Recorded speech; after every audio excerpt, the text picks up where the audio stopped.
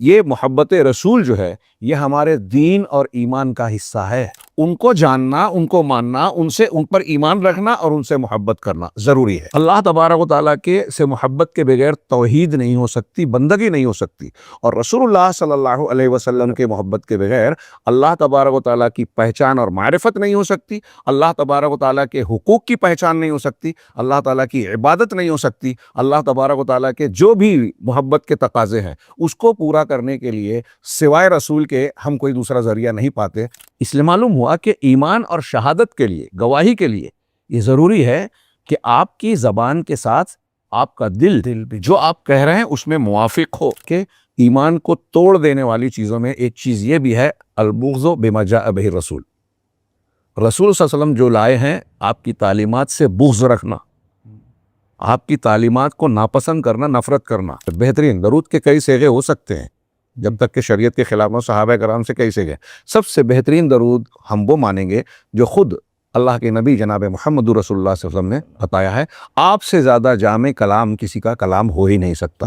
نبی کریم صلی اللہ علیہ وسلم اللہ کے مقرر کیے ہوئے، پسند کیے ہوئے نمونہ ہے، عبد کامل ہیں، انسانیت کی سب سے اعلیٰ قدریں ہر اعتبار سے آپ میں جمع ہے، جامع الکمالات ہیں۔ کسی بھی اینگل سے دیکھیے رسول اللہ صلی اللہ علیہ وسلم سے کامل کوئی شخصیت نہیں۔ کسی قدر کو دیکھیے، امانت میں، سچائی میں، وفا میں، بہادری میں، سخاوت میں، شرم و حیا میں، اس کا جو سب سے اعلیٰ ترین معیار کسی کوئی انسان محبت میں، امانت داری میں، سچائی میں جو سب سے اونچی چوٹی پر ہو سکتا ہے، آپ کو محمد رسول صلی اللہ علیہ وسلم وہاں نظر آئیں گے۔ کہیں آپ کے اندر کوئی جھول نقص نظر نہیں آئے گا۔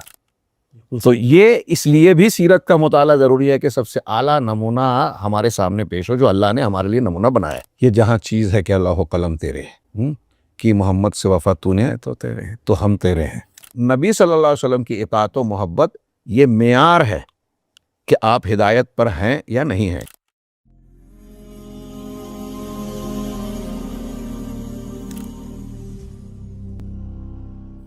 بسم اللہ الرحمن الرحیم، الحمد للہ رب العالمین والصلاة والسلام علی رسولہ الکریم، اما بعد۔ محترم ناظرین، السلام علیکم ورحمۃ اللہ وبرکاتہ۔ میں آپ کا میزبان محمد عظمت علی فاروقی عمری نذیری آپ کا ہمارے یوٹیوب چینل پر خیر مقدم کرتا ہوں۔ محترم ناظرین، یوں تو دنیا میں انسان بہت چیزوں سے محبت کرتا ہے جو اس کو فائدہ بھی دیتی ہیں اور نقصان بھی پہنچاتی، لیکن آج ہم ایسی محبت کے بارے میں گفتگو کریں گے جو انسان کو دنیا میں بھی اور آخرت میں بھی بہت زیادہ فائدہ پہنچانے والی ہے۔ تو ہمارا موضوع ہے محبت رسول ہے۔ تو اس موضوع پر ہم گفتگو کریں گے۔ ہمارے ساتھ ہمارے مہمان موجود ہیں، آئیے میں آپ سے ان کی ملاقات کراتا ہوں۔ ہمارے مہمان ہیں فضیلت الشیخ ابو رضوان محمدی حفظہ اللہ۔ شیخ السلام علیکم ورحمۃ اللہ وبرکاتہ۔ وعلیکم السلام ورحمۃ اللہ وبرکاتہ۔ ہمارے یوٹیوب چینل آپ کا خیر مقدم کرتا ہوں اور دعا کرتا ہوں اللہ رب العالمین سے کہ آپ ہمارے چینل پر آئے، اس پر ہم بڑے شکر گزار ہیں۔ وعلیکم السلام ورحمۃ اللہ وبرکاتہ۔ میں بھی اللہ تعالیٰ سے دعا کروں گا کہ ہماری یہ ملاقات ہمارے لیے، تمام ناظرین کے لیے، اللہ رب العالمین دین اور دنیا کے لیے مفید بنائے۔ آمین آمین۔ شیخ، ہمارے اس مجلس کا آغاز کرتے ہوئے آپ سے میں پہلا سوال کرتا ہوں، محبت رسول کا صحیح مفہوم کیا ہے؟ بہت سارے مفہوم بتائے جاتے ہیں، لیکن کتاب و سنت کے ذریعے سے صحیح مفہوم کیا ملتا ہے؟ دیکھیے، محبت یہ لفظ بڑا عام ہے اور لوگوں کے لیے معروف ہے۔ یہ انسان کا ایک جذبہ ہے، اور ہم اس کی لغوی تعریف یا سمجھنے کے لیے یہ کہہ سکتے ہیں کہ یہ بغض، عربی میں بغض کہیں گے، اردو میں نفرت کہہ لیجیے، نفرت کی ضد ہے محبت۔ اور جیسا کہ آپ نے اشارہ کیا کہ محبت کے مختلف درجات ہیں، یہ جذبہ فطری طور سے ہر انسان اور ہر مخلوق میں ہوتا ہے۔ الگ الگ محبتیں ہوتی ہیں، باپ سے محبت، بیٹے سے محبت، شوہر بیوی کی محبت، اور ایسے ہی دوسرے رشتہ داروں اور متعلقین سے محبت ہوتی ہے جو ایک جذبے کا نام ہے۔ ان محبتوں کے اظہار کا الگ الگ انداز ہوتا ہے اور الگ الگ طریقہ ہوتا ہے، ہم اور آپ اچھی طرح سمجھ سکتے ہیں کہ ایک آدمی اپنی والدہ سے جو محبت کرتا ہے اور اپنی بیٹی سے جو محبت کرتا ہے، اپنی بیوی سے جو محبت کرتا ہے، ان محبتوں کو ہم ایک ہی لفظ سے تعبیر کرتے ہیں، لیکن اس کے اظہار کا، اس سے متعلق معاملات اور برتاؤ کا مظاہرہ الگ الگ انداز میں ہوتا ہے۔ کہیں احترام ہوتا ہے، کہیں ایک دلی لگاؤ اور باہمی تلذذ اور استمتاع کا جذبہ ہوتا ہے، کہیں شفقت اور رحمت کا جذبہ ہوتا ہے۔ الگ الگ محبتیں ہیں، یہ ایک فطری جذبہ ہے جیسا کہ میں نے کہا، لیکن یہ ساری محبتیں اپنے لیے کچھ حدود رکھتی ہیں، کچھ اصول اور ضابطوں کی متقاضی ہوتی ہیں۔ اگر ان ضابطوں کا لحاظ نہ کیا جائے تو اس میں بے اعتدالی آتی ہے، افراط یا تفریط۔ ہم نے ان محبتوں کا ذکر کیا اور اس کے بعد آپ نے جو سوال کیا کہ محبت رسول اس کا حقیقی مفہوم کیا ہے؟ محبت رسول اللہ تعالیٰ کی محبت کا ایک حصہ ہے، اللہ کی محبت، اللہ کی محبت کا ایک حصہ میں کہوں گا۔ اور اللہ تبارک و تعالیٰ سے محبت، یوں کہیے کہ عبودیت اور بندگی جس کے لیے اللہ تبارک و تعالیٰ نے جن انس کو پیدا کیا، وما خلقت الجن والانس الا لیعبدون، جس مقصد کے لیے اللہ نے بندوں کو پیدا کیا، یہ اس سے جڑی ہوئی ایک عظیم چیز ہے، یا عظیم مقامات میں سے ایک مقام ہے۔ آپ نے عبادت کے جو اصطلاحی تعریف ہے، لغوی طور پر اس کا معنی ہوتا ہے عاجزی، تذلل۔ اصطلاحی تعریفات کئی کی گئی ہیں، اس میں سے ایک متداول تعریف یہ ہے کہ غایت الذل مع غایت المحبہ، اللہ کے سامنے انتہائی ذلت اختیار کرنا انتہائی محبت کے ساتھ۔ مطلب اگر یہ محبت نہ ہو تو اللہ کی عبادت کا تقاضا پورا نہیں ہوگا۔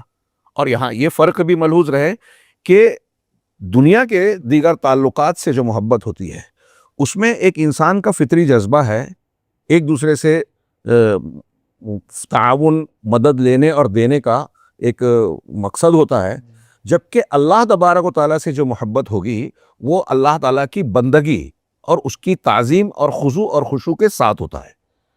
جیسا کہ میں نے کہا کہ یہ عبودیت کا اعلیٰ مقام ہے، اللہ تبارک و تعالیٰ سے محبت۔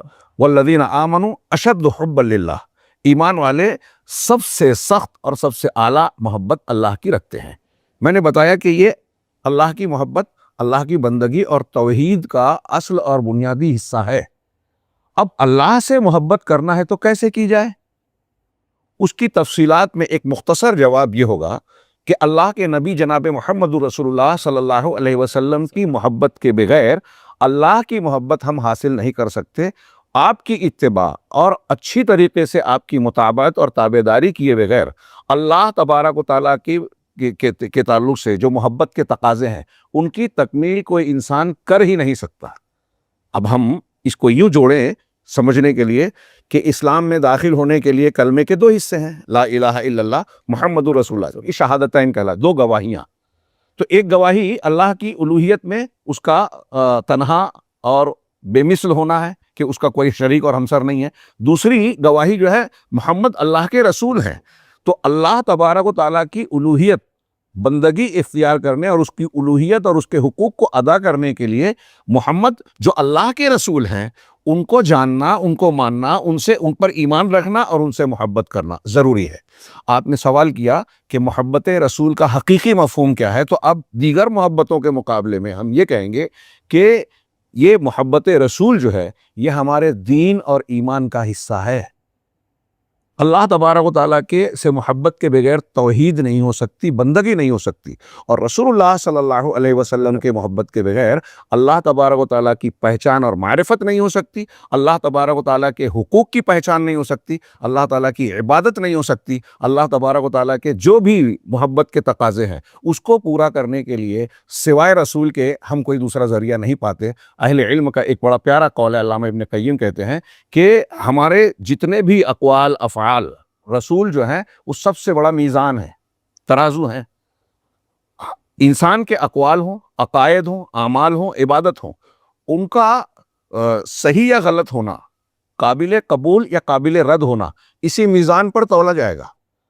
اگر رسول کی تعلیم آپ کے اسوے کے مطابق بندے کا عقیدہ ہے، عبادت ہے، اعمال ہیں، اخلاق ہے، معاملات ہیں، تو اللہ کے یہاں مقبول ہے، اگر نہیں ہے تو مقبول نہیں ہے۔ اس ساری جو تھوڑا سا میں نے چند اشارات کیے ہیں، اس تناظر میں آپ دیکھیں گے تو محبت رسول کا حقیقی مفہوم یہ ہے کہ اللہ تبارک و تعالیٰ کے ساتھ ساتھ آپ پر، اللہ کے رسول پر ایمان رکھا جائے۔ اس ایمان میں آپ کی اطاعت، آپ سے محبت، اور اس محبت میں اللہ کے حکم کی تعمیل اور عقیدت و احترام کا جذبہ۔ اگر ہم آگے کی گفتگو کریں، ابھی طویل ہو جائے گی بات، تو اللہ کے نبی صلی اللہ علیہ وسلم کے جو حقوق بیان کیے گئے اس میں محبت کے ساتھ ادب و احترام بھی شامل ہے۔ جیسے کہ میں نے ابھی مثال میں کہا تھا کہ ایک آدمی ماں سے محبت کرتا ہے، بیوی سے بھی محبت کرتا ہے، لیکن آپ دیکھیے کہ ماں کی محبت میں احترام و تقدس ہوتا ہے، اور بیوی کی محبت میں محبت کے جذبات کا معاملہ تو ہوتا ہے، لیکن ماں کی محبت کی طرح وہ احترام اور تقدس والا پہلو نہیں ہوتا، الگ ہی پہلو۔ اب الگ پہلو ہوتا ہے۔ اب نبی کریم صلی اللہ علیہ وسلم سے جب محبت کی جائے گی تو وہاں اس تقاضے میں اپنے آپ اور دنیا کی ساری چیزوں، جتنے بھی انسان کے تعلقات ہیں، ان کے مقابلے میں کہیں بڑھ کر آپ کی توقیر، تعظیم، احترام، ادب، آپ کے حقوق کا لحاظ اور آپ کی اطاعت کا جذبہ اس میں شامل ہوگا۔ اب اس میں ہم ایمان کو جب جوڑتے ہیں تو ایمان یا شہادت محمد رسول اللہ کا جو بنیادی تقاضا ہے کہ آپ نے جو خبریں دی ہیں اس کو ماننا، آپ نے جو حکم دیا ہے اس پر عمل کرنا، آپ نے جن چیزوں سے منع کیا ہے اس سے رک جانا، آپ کی بات کو دوسروں کی تمام کی باتوں پر مقدم کرنا محبت رسول کے لیے ضروری ہے۔ اگر ایک آدمی محبت رسول کا دعویٰ کرتا ہے لیکن اللہ کے رسول صلی اللہ علیہ وسلم کی کسی بات پر اس کو اعتراض ہے، جانتا ہے کہ یہ رسول کی بات ہے لیکن وہ ہضم نہیں کر رہا ہے، قبول نہیں کر رہا ہے، یا ایک دوسری شکل کہ کسی پیر کو، کسی امام کو، کسی بزرگ کو، کسی کو کتنا بھی بڑا درجہ ہو، اس کی بات کو رسول اللہ صلی اللہ علیہ وسلم کی بات کے مقابلے میں ترجیح دیتا ہے، تو وہ محبت رسول کے تقاضے کو یا مفہوم کو نہیں سمجھ رہا ہے۔ یہ میں نے اپنے الفاظ میں مفہوم کو، محبت رسول کے مفہوم کو بتانے کی کوشش کی۔ جزاکم اللہ شیخ۔ اسی طرح قرآن و حدیث میں محبت رسول کے متعلق کیا تعلیمات بتائی گئی؟ چند تعلیمات کو واضح کریں گے۔ نبی کریم صلی اللہ علیہ وسلم سے بحیثیت پیغمبر امتیوں کو محبت کرنے کے ہمہ گیر تعلیمات قرآن و حدیث میں موجود ہیں۔ ہم اسے کئی پہلوؤں سے دیکھ سکتے ہیں کہ اللہ کے رسول صلی اللہ علیہ وسلم پر ایمان لانا، آپ کی خبروں پر تصدیق کرنا، آپ کی خالص اتباع اور اطاعت کرنا، آپ کے فیصلے اور حکم پر ظاہراً اور باطناً، یعنی ظاہراً اور باطناً سر جھکا دینا، یعنی تسلیم و رضا اختیار کرنا، نہ ظاہر میں مخالفت کرے بندہ اور نہ باطن میں اس میں حرج اور تنگی محسوس کرے، آپ کی محبت کو جس دوسری محبتوں پر ترجیح دینا۔ تھوڑی سی تفصیل میں چاہوں گا کہ بیان کی جائے، تو اس سلسلے میں ہم کہہ سکتے ہیں کہ جناب محمد رسول اللہ صلی اللہ علیہ وسلم کے تعلق سے قرآن کا ایک فرمان آپ دیکھیے، سورۃ الاحزاب میں اللہ نے فرمایا کہ النبی اولیٰ بالمؤمنین من انفسہم۔ اگر آپ کے سوال کے جواب میں صرف اس پر غور کیا جائے تو ایک جامع فرمان الہی ہے کہ نبی کی ذات، نبی کی شخصیت مسلمانوں کے نزدیک خود ان کے نفس سے، ان کی اپنی ذات سے زیادہ حق رکھتی ہے، یعنی ہم اپنے آپ پر جتنا حق رکھتے ہیں اس سے زیادہ نبی ہم پر حق رکھتے ہیں۔ وَأَزْوَاجُهُ أُمَّهَاتُهُمْ، اور نبی کی بیویاں ان کی مائیں ہیں۔ تو ماؤں کو جس طریقے سے کہا گیا، یہ نبی کریم صلی اللہ علیہ وسلم کی عزت و آبرو اور آپ کی جو ہے حرمت کا لحاظ بھی رکھا گیا ہے اس میں کہ آپ کی بیویاں ہماری مائیں ہیں، تو یہاں آپ کی عزت و احترام کا پہلو بھی آ گیا، اور ہمارے نفس سے زیادہ اللہ کے نبی صلی اللہ علیہ وسلم ہمارے اوپر حق رکھتے ہیں۔ تو اس میں کتنی جامع بات آ گئی کہ ہم اپنی ذات سے جتنی محبت کرتے ہیں اس سے زیادہ محبت رسول سے کرنی چاہیے۔ ہم اپنے مال سے جتنا محبت کرتے ہیں اس سے زیادہ اس مال کو اللہ کے رسول صلی اللہ علیہ وسلم کے لیے اگر ضرورت ہو تو آپ کے حکم پر نچھاور کرنے کا جذبہ ہونا چاہیے۔ اور نبی صلی اللہ علیہ وسلم کی یہ محبت، آپ کے لیے یہ فدائیت ہم پر دین اسلام کی تعلیمات کے مطابق فرض ہے۔ ہاں، اللہ کے رسول صلی اللہ علیہ وسلم کی مشہور حدیث ہے، لا یؤمن احدکم حتی اکون احب الیہ من والدہ وولدہ والناس اجمعین۔ یہ بخاری کے الفاظ ہیں، مسلم میں پہلے ولد کا لفظ ہے کہ تم میں سے کوئی شخص مومن نہیں ہو سکتا جب تک کہ میری ذات اس کے نزدیک اس کے باپ سے، اس کے بیٹے سے اور دنیا کے تمام لوگوں سے زیادہ محبوب نہ ہو جائے۔ مسلم شریف وغیرہ کے ایک حدیث کے الفاظ میں من اہلہ و مالہ کا بھی لفظ ہے کہ اس کے اہل و عیال اور اس کے مال سے زیادہ محبوب جب تک کہ میں نہ بن جاؤں۔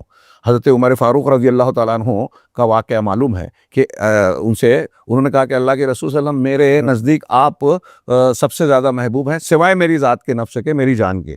آپ نے کہا کہ نہ، اس وقت تک تم کامل نہیں ہو سکتے جب تک کہ تمہاری ذات اور نفس سے بھی زیادہ میں محبوب نہ ہو جاؤں۔ نبی کریم صلی اللہ علیہ وسلم، حضرت عمر نے بعد میں کہا کہ اللہ کے رسول اب میں اپنی ذات سے بھی زیادہ آپ سے محبت کرتا ہوں۔ کہا الآن یا عمر، اب اے عمر تم اپنے دین میں، اپنی محبت میں کامل ہوئے۔ دوسری چیز، بہت سی آیتیں اللہ کے رسول صلی اللہ علیہ وسلم کی اطاعت اور اتباع کے احکامات میں، مجھے یاد پڑتا ہے کہ امام احمد کہتے ہیں رسول کی اطاعت کے لیے کم و بیش کم سے کم 30 آیتوں میں اللہ نے حکم، اطیعوا اللہ کے ساتھ اطیعوا الرسول، اطیعوا الرسول، اللہ کی رسول، الرسول کی اطاعت مستقلاً کہی۔ اللہ کی اطاعت مستقل ہے، رسول کی اطاعت دنیا میں ایک مومن بندے کے لیے اللہ کی اطاعت اور رسول کی اطاعت کے علاوہ کوئی اطاعت مستقل نہیں ہے۔ یعنی کوئی حاکم وقت ہو، خلیفۃ المسلمین ہے، اس کی سمع اطاعت کرنی ہے، لیکن مستقل نہیں ہے، اللہ اور رسول کی اطاعت کے تابع ہے۔ ماں باپ سے محبت ہے، ماں باپ کی اطاعت فرض ہے، لیکن اللہ اور اس کے رسول کی محبت اور اطاعت کے تابع ہے۔ تو اس بات کو، پہلو کو نظر میں رکھا جائے کہ اللہ کے رسول صلی اللہ علیہ وسلم پر ایمان کا مطلب کیا ہے کہ آپ کی تصدیق کی جائے، آپ کی باتوں کو سچ مانا جائے، آپ سے ثابت شدہ حدیثوں میں چوں چرا کرنا، شک کرنا، یہ ایمان کے منافی ہے، اس لیے کہ ایمان یقین کا نام ہے۔ ایک بات یہ، دوسرا آپ کی اتباع اور اطاعت کرنا۔ اتباع میں کئی پہلو آتے ہیں، ایک تو یہ کہ آپ کے احکامات کو بالکل اخلاص کے ساتھ خالص طور پہ قبول کر لیا جائے، اپنے عمل میں لایا جائے۔ دوسرا، آپ کے جو فیصلے ہیں ان فیصلوں کو بلا چوں چرا تسلیم کیا جائے، اس میں چوں چرا نہ کیا جائے۔ جیسے اللہ تعالیٰ کا فرمان ہے فلا وربک لا یؤمنون حتی یحکموک فیما شجر بینہم ثم لا یجدوا فی انفسہم حرجا مما قضیت ویسلموا تسلیما۔ تیرے رب کی قسم، وہ لوگ مومن نہیں ہو سکتے جب تک کہ اپنے جھگڑوں میں آپ کو فیصل نہ بنائیں۔ نبی کریم صلی اللہ علیہ وسلم جب موجود تھے تو آپ عدالت میں لوگ حاضر ہوتے تھے، اب آپ کی حدیث اور احادیث صحیحہ ثابتہ اور آپ کی سنت کے مطابق فیصلہ کیا جائے، آپ کی تعلیمات کی روشنی میں فیصلہ کیا جائے۔ تو اللہ تعالیٰ نے ایمان کے لیے یہ شرط قرار دی کہ اپنے معاملات، جھگڑے اور نزاعات کا فیصلہ ہم اللہ کے رسول صلی اللہ علیہ وسلم کے پاس لے جائیں، اور آپ کے مطابق آپ کا جو فیصلہ ہو اس کے تعلق ہے کہ یہ اپنے دلوں میں تنگی نہ محسوس کرے، اور پھر اپنے دلوں میں اس کے تعلق سے کوئی تنگی محسوس نہ کریں، یعنی کوئی شکایت شکوہ نہ ہو، وَيُسَلِّمُ تَسْلِيمًا، اور ظاہر میں بھی اس پر سر جھکا دے۔ نبی کریم صلی اللہ علیہ وسلم کے فیصلوں کے تعلق سے ہم سر جھکا۔ تیسری ایک چیز اسی اتباع میں آتی ہے کہ ہمارے جب جھگڑے ہوں، نزاعات ہوں، آپ کا میرا اختلاف ہو جائے، بالخصوص دینی امور میں، ہاں، اور دنیاوی امور بھی دین سے جڑے ہوئے ہیں، تو صاف حکم ہے وَأَطِیعُوا اللَّهَ وَأَطِیعُوا الرَّسُولَ وَأُولِي الْأَمْرِ مِنْکُمْ، اللہ کی اطاعت، رسول کی، دونوں مستقل، اولو الامر جو حکام اور علماء دونوں ہیں، لیکن میں نے کہا کہ یہ متابعت میں ہے، ان کی اطاعت کرتے ہوئے اللہ یا رسول کی اطاعت چھوڑی نہیں جائے گی۔ اب اللہ نے آگے کہا فَإِن تَنَازَعْتُمْ فِي شَيْءٍ، اگر تمہارا کسی معاملے میں نزاع ہو جائے، جھگڑا اختلاف ہو جائے، تو جھگڑا کس سے ہوگا؟ اللہ سے، رسول سے ہو سکتا ہے کیا؟ نہیں ہو سکتا۔ کوئی اگر اللہ اور رسول سے نزاع کرے تو یہ ان کی حق کے ہی خلاف ہوا، محبت کے خلاف ہوا، تصدیق کے خلاف ہوا، ایمان نہیں ہوگا۔ تو اختلاف ہوگا اولو الامر سے۔ تو اولو الامر سے اگر آپ کا اختلاف ہو رہا ہے یا آپس میں ہو رہا ہے، تو اللہ تعالیٰ نے آگے کیا کہا؟ فَرُدُّوهُ إِلَى اللَّهِ وَالرَّسُولِ، اسے اللہ اور اس کے رسول کی طرف لوٹاؤ، اللہ اور اس کے رسول کی طرف لوٹاؤ۔ إِن كُنتُمْ تُؤْمِنُونَ بِاللَّهِ وَالْيَوْمِ الْآخِرِ، اگر اللہ پر اور آخرت پر تمہارا ایمان ہے، ایمان کی یہ شرط ہے، تو معلوم یہ ہوا کہ نبی کے حقوق میں یہ ہے کہ ہم اپنے معاملات کو اللہ کے رسول صلی اللہ علیہ وسلم کی طرف لوٹا کے مسائل کا تصفیہ کریں، یہ حق ہوا۔ اسی طریقے سے ابھی ایک آیت میں نے ذکر کی یا اشارہ کیا تھا، اللہ تعالیٰ کا فرمان ہے سورہ فتح میں، اِنَّا أَرْسَلْنَاكَ شَاهِدًا وَمُبَشِّرًا وَنَذِيرًا، ہم نے آپ کو شاہد، گواہ، مبشر بشارت دینے والا، نذیر ڈرانے والا، تنبیہ کرنے والا بنا کر بھیجا۔ آگے اللہ نے فرمایا کیوں بھیجا، یہ مقامات اور یہ حیثیتیں کیوں دی؟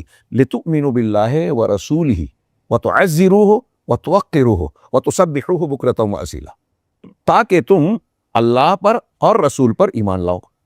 اللہ پر ایمان کے ساتھ اللہ نے رسول پر ایمان کا بھی ذکر کیا، پھر اس کے ساتھ ساتھ فرمایا کہ وَتُعَزِّرُوهُ وَتُوَقِّرُوهُ، اور تاکہ تم رسول کی تعزیر کرو، مطلب آپ کی مدد، آپ کی تائید، اس میں بہت ساری رسول کی نصرت کرنا ضروری ہے۔ اب اس نصرت میں نبی کریم صلی اللہ علیہ وسلم کی تعلیمات کو سیکھنا، اس پر عمل کرنا، اسے دوسروں تک پہنچانا، اور جو آپ کی شان میں گستاخی کرے یا آپ کی تعلیمات کو رد کرے، بدعتوں کا اختیار کرے، ان کا رد کرنا بھی تعزیر اور نصرت رسول میں شامل ہے۔ ہمارے ہاں محبت رسول کے اس تقاضے کو بہت سے لوگ فراموش کرتے ہیں اور اسے مصلحت کے خلاف سمجھتے ہیں۔ محبت رسول اور حقوق رسول میں یہ بھی شامل ہے کہ آپ کی سنتوں کو اختیار تو کیا جائے، ساتھ ہی ساتھ سنتوں کی مخالفت کرنے والے ان کا رد کیا جائے۔ ہاں، وہ حضرت عبداللہ بن مسعود کی صحیح مسلم میں لمبی حدیث ہے، ہاں جی، کہ ہر نبی کے کچھ حواری اور اصحاب ہوتے تھے جو ان کے حکم کی پیروی کرتے تھے اور ان کی اقتداء کرتے تھے۔ تو انہوں نے فرمایا کہ ثم خلف من بعدہم خلف، ہاں، پھر اس کے بعد کچھ برے جانشین ہوئے، کیا ہے، یقولون ما لا یفعلون ویفعلون ما لا یؤمرون، کہ کہتے وہ ہیں جو کرتے نہیں اور کرتے وہ ہیں جس کا حکم نہیں دیا گیا۔ کہتے وہ ہیں جو کرتے نہیں اور کرتے وہ ہیں جن کا حکم بدعت جس کا حکم نہیں دیا گیا۔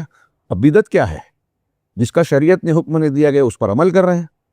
بہت سے لوگ دعوے تو کرتے ہیں کہ ہم رسول کو مانتے ہیں صلی اللہ علیہ وسلم، رسول کی اتباع کرتے ہیں، لیکن آپ کی سنتوں کو، آپ کے عقیدے کو، آپ کے منہج کو اپنے خود ساختہ یا اختیار کیے ہوئے مسلک اور مکتب کے نام پر، کسی امام یا کسی بزرگ کی نسبت کے نام پر، ان کے اجتہاد، کشف یا رائے کے نام پر رسول اللہ صلی اللہ علیہ وسلم کی سنت کو ترک کرتے ہیں، کچھ خود ساختہ اصولوں کی وجہ سے کہ بھئی خبر واحد نہیں مانی جائے گی فلاں معاملے میں، اور حدیثیں ظنی ہوتی ہیں۔ یہ سب بات کی چیزیں ہیں۔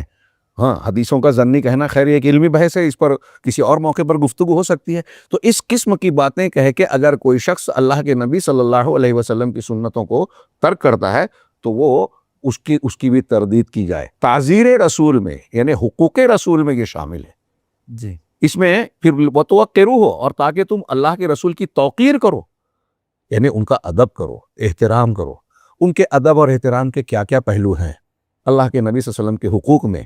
جہاں یہ ہے وہیں یہ ہے کہ جب آپ کا نام آئے تو ہم آپ پر درود بھیجیں۔ نبی کریم صلی اللہ علیہ وسلم پر درود بھیجنے کو عبادت کے طور پر ذکر کیا گیا، اس کی تلقین کی گئی۔ نماز میں درود بھیجا جاتا ہے، ہاں، کئی عبادتوں میں بتایا گیا، نماز جنازہ میں اس کو پڑھنے کی تعلیم دی گئی ہے۔ اللہ کے رسول صلی اللہ علیہ وسلم کا نام آئے تو کم سے کم مختصر ہی صحیح درود بھیجا جائے۔ جس شخص نے ایک مرتبہ درود بھیجا اللہ تعالیٰ اس پر 10 رحمتیں نازل کرتا ہے۔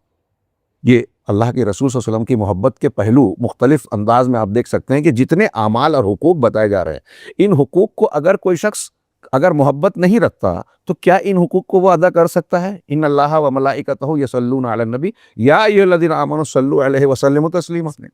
اللہ اور فرشتے بھی رسول پر درود بھیجتے ہیں۔ اللہ کا رسول بھیجنا، ابو العالیہ تابعی ہیں، وہ کہتے ہیں کہ اس کا معنی یہ ہے کہ اللہ تعالیٰ فرشتوں میں آپ کی تعریف کرتا ہے، ثنا کرتا ہے، فرشتے رحمت کی دعا کرتے ہیں، اور بندے بھی درود سلام بھیجتے ہیں تو دعا کرتے ہیں اللہ کے رسول صلی اللہ علیہ وسلم کے لیے۔ اب ایک آدمی اگر محبت رسول نہ رکھتا ہو تو کیا وہ درود بھیجنے کا، آپ کے حق میں دعائے خیر کرنے کا، درود و سلام کا حق ادا کر سکتا ہے؟ نہیں کر سکتے۔ تو جتنے نبی کے حقوق بیان کیے گئے ہیں، اگر آپ دیکھیں قرآن و حدیث میں بہت تفصیل کے ساتھ، ہاں، وہ سب کے سب اللہ کے نبی صلی اللہ علیہ وسلم کی محبت کی تعلیمات کے مختلف پہلو ہیں، اور خلاصہ یہ کہ یہ محبت فرض ہے، اور یہ محبت اللہ کے بعد ساری مخلوقات کے مقابلے میں سب سے بڑھ کر ہونا ضروری ہے۔ جو شخص یہ محبت نہیں رکھے گا وہ ایمان والا نہیں ہوگا، جیسا کہ میں نے کچھ نصوص کی طرف اشارہ کیا۔ جزاکم اللہ شیخ۔ شیخ، ایک اور سوال ہے کہ محبت کے نام پہ تو بہت سارے زبانی دعوے ہوتے ہیں، کیا محبت رسول زبانی دعوے یا صرف جذباتی وابستگی ہے، یا اس پر عملی پیروی بھی ہونی چاہیے؟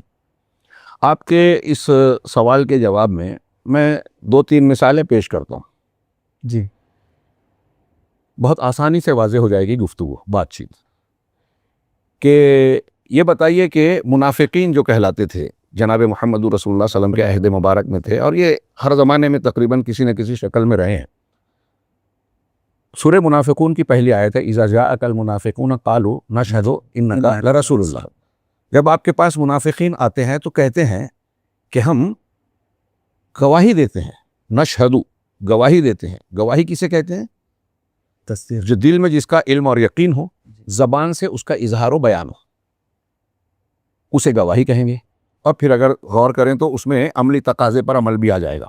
हम गवाही देते हैं कि आप अल्लाह के रसूल हैं। वल्लाहु यालमु, अल्लाह ने आगे फरमाया वल्लाहु यालमु इन्नका लरसूलुहु, अल्लाह खूब जानता है कि आप अल्लाह ही ने रसूल बनाया है, तो अल्लाह तो जानता ही है। अल्लाह जानता है कि आप अल्लाह के रसूल हैं। लेकिन अगला जुमला हमारे सवाल के जवाब में मुआविन है, वाज़ेह करने वाला है। अल्लाह रब्बुल आलमीन ने अगले जुमले में फरमाया वल्लाहु यशहदु इन्नल मुनाफिकीना लकाज़िबून, अल्लाह इस बात की गवाही दे रहा है कि मुनाफिक झूठे हैं। अब मैं आपसे पूछूं कि क्या मुनाफिकीन जो कह रहे थे कि आप अल्लाह के रसूल हैं, ये बात गलत थी क्या? नहीं, बात तो सच्ची है। अल्लाह ताला खुद कह रहे हैं कि अल्लाह जानता है कि आप रसूल हैं, तो जाहिर में ये बात सच्ची है। लेकिन मुनाफिकीन जो बात कह रहे हैं कि हम गवाही दे रहे हैं, असल में उनका ये कहना झूठ है कि हम गवाही दे रहे हैं, क्योंकि वो जो जबान से अदा कर रहे हैं उनके दिल में नहीं है। इसलिए मालूम हुआ कि ईमान और शहादत के लिए, गवाही के लिए ये ज़रूरी है कि आपकी ज़बान के साथ आपका दिल भी जो आप कह रहे हैं उसमें मुवाफिक हो। नंबर एक ये हुआ। तो मुनाफिकीन अल्लाह के नबी सल्लल्लाहु अलैहि वसल्लम से आके सहाबा कराम की तरह मोहब्बत का, शहादत का इजहार तो करते थे, लेकिन अल्लाह ने उसकी तरदीद की, इसलिए कि उनकी ज़बान और दिल मुवाफिक नहीं थे, एक दूसरे के मुखालिफ थे, दिल में कुछ और, ज़बान पर कुछ और। तो अब ऐसे ही अगर कोई शख्स अल्लाह के रसूल सल्लल्लाहु अलैहि वसल्लम से कहे कि मैं रसूल से मोहब्बत करता हूँ और उसका हर अमल इसके खिलाफ हो, या वो अल्लाह के रसूल सल्लल्लाहु अलैहि वसल्लम की सुन्नतों को, आपकी तालीमात को पसंद ना करे दिल से। एक होता है कि आदमी पसंद तो करता है लेकिन कोताही होती है, ये एक अलग पहलू हुआ। एक आदमी दिल में पसंद नहीं करता कि नहीं अल्लाह के नबी सल्लल्लाहु अलैहि वसल्लम ने जो हिस्से बकरे में बहन का, बेटी का हिस्सा दिया है, शादी ब्याह को एकदम आसान और वो बनाया है, बताया है, फला मामले में ये हुक्म दिया है, सूद को हराम किया है, ये मुझे कबूल नहीं है, वो ज़बान से ना बोले लेकिन दिल में उसको, अगर उसको कराहत से महसूस कर रहा है। अल्लाह के रसूल सल्लल्लाहु अलैहि वसल्लम की तालीमात या कुरान की तालीम में है कि एक से ज़्यादा शादी कर सकते हैं, वो ज़बान से तो कहता है हाँ ठीक है कर सकते हैं, लेकिन हिंदुस्तान में जो है इसका माहौल नहीं है और ये नहीं है वो नहीं है। वो जो भी कह रहा है उसका इखलास हो अलग बात है, लेकिन अगर वो दिल में उसमें कराहत महसूस कर रहा है, आप नवाकिज़ ईमान में अकीदे और उलमा की किताबें पढ़ेंगे तो मालूम होगा कि ईमान को तोड़ देने वाली चीज़ों में एक चीज़ ये भी है, अलबुग़्ज़ु बिमा जाअ बिही रसूल। रसूल सल्लल्लाहु अलैहि वसल्लम जो लाए हैं, आपकी तालीमात से बुग़्ज़ रखना, आपकी तालीमात को नापसंद करना, नफ़रत करना। और इसकी दलील में सूरह मोहम्मद की आयत बड़ी वाज़ेह है, हाँ, ज़ालिका बिअन्नहुम करिहू मा अंज़लल्लाह फ़अहबत आमालहुम, कि जो अल्लाह ने शरीयत, दीन, उसूल उतारे हैं, और नबी सल्लल्लाहु अलैहि वसल्लम पर ही उतारे, आपके ज़रिए से पहुँचाए, तो इन लोगों ने मा अंज़लल्लाह, अल्लाह की नाजिल करदा तालीमात को नापसंद किया, तो नतीजा क्या है? फ़अहबत आमालहुम, तो उनके आमाल को अल्लाह ने बर्बाद कर दिया। तो नबी सल्लल्लाहु अलैहि वसल्लम की तालीमात को तो मैं ये अर्ज़ कर रहा हूँ, ये ऐसी और भी बहुत सी दलीलें दी जा सकती है। मैंने सिर्फ एक की तरफ इशारा किया, मुनाफिकीन की मिसाल देते हुए कि ज़बान से तो कह रहे हैं, दिल में नहीं है, दिल में तो अल्लाह ने उनको झूठा कहा। तो अब अगर कोई आज दावा करता है कि मैं रसूलुल्लाह सल्लल्लाहु अलैहि वसल्लम से मोहब्बत करता हूँ, लेकिन वो अमल नहीं करता या कबूल नहीं करता दिल से, अब दिल से मुराद, अब आज के दौर में अगर देखें शेर, बात काटते हुए जी कि ज़बान से दावे तो होते हैं, लेकिन आपने मुनाफिकीन की एक मिसाल दी कि दिल में वो बात नहीं थी जो ज़बान पर होती है जी। तो आज के दौर में अगर दिल की बात करें तो क्या उससे मुराद हम नबी की सुन्नतों पर अमल मुराद लेंगे? हाँ हाँ, आज के दौर में, आज के दौर में नहीं, हर दौर में, मतलब हर दौर में नबी सल्लल्लाहु अलैहि वसल्लम से मोहब्बत। मैं आगे एक पहलू बयान कर रहा हूँ, एक पहलू ये पेश किया कि वो ज़बानी दावा कर रहे हैं, अब या तो अमल नहीं कर रहे हैं या दिल में कराहत महसूस कर रहे हैं। इसको और भी कई तरीक़ों से आप देख सकते हैं कि नबी करीम सल्लल्लाहु अलैहि वसल्लम से मोहब्बत के दावेदार और भी थे ना। शायद आपका जवाब इसमें भी आ जाए कि अबू तालिब आपके चचा हैं जी। मैंने एक जगह खिताब किया था, गालिबन कन्नड़ में, तो बताया था कि देखिए एक चचा था, आपकी विलादत पर बांदी को आज़ाद कर दिया, अबू लहब। एक चचा थे, हाँ, अबू तालिब, जो आपकी दुनियावी एतबार से कदम कदम पर मदद करते रहे, सहारा बनते रहे, हाँ, अबू तालिब, लेकिन ईमान नहीं लाए। एक चचा थे हज़रत अब्बास रज़ी अल्लाह तआला अन्हु, एक चचा थे अमीर हमज़ा रज़ी अल्लाह तआला अन्हु। हज़रत अमीर हमज़ा ग़ज़वा उहद में शहीद हुए, ये ईमान लाए, اللہ کے نبی صلی اللہ علیہ وسلم کے دین، عقیدے اور اعمال و تعلیمات پر اپنی طاقت بساط کے مطابق عمل کیا۔ تینوں کے انجام اور تینوں کی حیثیت پر غور کیجیے۔ ابو لہب چونکہ نہ صرف یہ کہ مانا نہیں آپ کو، بلکہ مخالفت کی۔ ولادت کے وقت جو اس نے کیا وہ جو ہے بظاہر محبت کا اظہار ہے، لیکن اس کی محبت نہیں تھی جب اس نے رسالت کے کاموں میں آپ کی مخالفت کی، آپ کا رد کیا، دشمنوں کا ساتھ دیا۔ آپ کی پوری فیملی نے، اس کے پورے خاندان نے، بیوی نے، بیٹے نے جو مخالفت، پورے خاندان کا انجام دیکھیے۔ تفصیل کا میں ہم نہیں جاتے تھے۔ ابو طالب پر میں یہاں ہمارے سوال سے متعلق توجہ دلانا چاہتا ہوں کہ ایک منافقین کی مثال دی۔ ابو طالب بحیثیت بھتیجے یا رشتہ و قرابت کی بنیاد پر اللہ کے نبی صلی اللہ علیہ وسلم سے محبت رکھتے تھے، اور اس کا ثبوت ہے شیب ابی طالب میں 3 سال تک جب اہل مکہ کا بائیکاٹ مسلمانوں نے جھیلا، تو اس میں اس گھاٹی جس میں مسلمان سکونت پذیر تھے اس کا نام ہی شیب ابی طالب ہے، اور وہ ساتھ تھے، بنو ہاشم کے دیگر لوگ بھی تھے۔ آپ کا ساتھ دے رہے ہیں، آپ کے ساتھ کھڑے ہوئے ہیں، کفار مکہ کے سامنے کسی نہ کسی طرح سے آپ کے معاون و مددگار بنتے رہے، یہ ہم سب جانتے ہیں، سیرت کی کتابوں میں واضح ہے۔ لیکن اور آخر وقت تک ایمان نہیں لائے۔ بخاری مسلم اور دوسری حدیث کی کتابوں میں ان کے آخری وقت کا قصہ پڑھیے۔ سعید بن مسیب اپنے والد سے روایت کرتے ہیں کہ آپ کی وفات کے وقت اللہ کے رسول اللہ تشریف لائے، اور ابو جہل اور ابن امیہ وہاں موجود تھے۔ آپ نے کہا کہ چچا جان کلمہ پڑھ لیجئے، ہاں، قل کلمۃ قل لا الہ الا اللہ کلمۃ احاج لک بہا عند اللہ، آپ لا الہ الا اللہ کا کلمہ پڑھ لیجئے، میں اللہ کے پاس آپ کے لیے حجت پیش کروں گا، آپ کے لیے سفارش کروں گا۔ ہاں، جب آپ نے یہ دعوت دی تو ابو جہل اور ابن امیہ نے کہا کہ اترغب عن ملت عبد المطلب، کیا آپ عبد المطلب کے دین سے پھر جائیں گے؟ غور کیجئے، ان کے سامنے رسول کی دلیل کے سامنے باپ دادا کا حوالہ، عام طور سے اہل باطل کا یہی وتیرہ اور طریقہ، جبکہ وہ دلیل نہیں ہے۔ اور ابو طالب بالآخر جو ہے ایمان کے بغیر اس آر اور خوف سے کہ لوگ مجھے کہیں گے کہ باپ دادا کے دین سے پھر گیا، کلمہ نہیں پڑھا، بری صحبت کا نتیجہ، تو کلمہ نہیں پڑھا۔ اللہ کے نبی صلی اللہ علیہ وسلم نے کہا کہ میں جب تک مجھے منع نہ کیا جائے دعا کروں گا، آپ کے حق میں استغفار کروں گا۔ ہاں، کہتے ہیں کہ قرآن کی آیت اسی سلسلے میں نازلی، صحیح بخاری مسلم میں ہے، ما کان للنبی والذین آمنوا یستغفروا للمشرکین ولو کانوا اولی قربی، دہلا دینے والی اور جھنجھوڑنے والی آیت ہے۔ سگے چچا، دنیاوی اعتبار سے مددگار، یعنی دنیاوی اعتبار سے آپ کی محبت رکھنے والے تھے۔ نبی صلی اللہ علیہ وسلم سے ابو طالب کو محبت تھی کہ نہیں تھی؟ بالکل، یہ محبت رشتے والی تھی، یہ محبت۔ اور اسی محبت کا ذکر اللہ نے دوسری آیت میں کیا، انک لا تہدی من احببت، آپ جس سے محبت کریں اس کو آپ ہدایت نہیں دے سکتے۔ یہ محبت ولایت شرعی نہیں تھی، یہ فطری رشتہ داری والی محبت تھی، اور پھر وہ دنیاوی اعتبار سے ساتھ دیتے تھے۔ تو اللہ تعالیٰ نے کہا کہ نبی کے لیے اور مومنوں کے لیے جائز نہیں ہے کہ مشرکین کے لیے مغفرت طلب کریں، معافی کی دعا مانگے، چاہے وہ قرابت دار ہی کیوں نہ ہو۔ من بعد ما تبین لهم انہم اصحاب الجحیم، یہ واضح ہو جانے کے بعد کہ وہ جہنمی ہیں۔